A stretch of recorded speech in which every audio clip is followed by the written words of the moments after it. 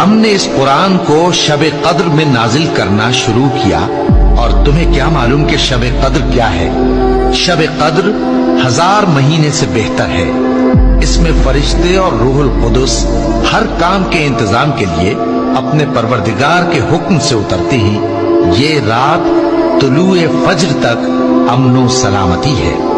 बेटा, नमाज की पाबंदी रखना और लोगों को अच्छे कामों के करने का मशवरा देते रहना, बुरी बातों से मना करते रहना और जो मुसीबत तुझ पर वाक़े हो उस पर सब्र करना।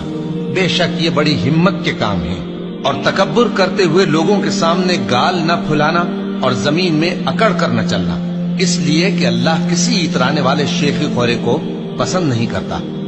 और अपनी चाल में एतदाल किए रहना और बोलते वक्त जरा आवाज नीची रखना, क्योंकि बहुत ऊंची आवाज गधों की सी है और कुछ शक नहीं कि सबसे बुरी आवाज गधों की होती है।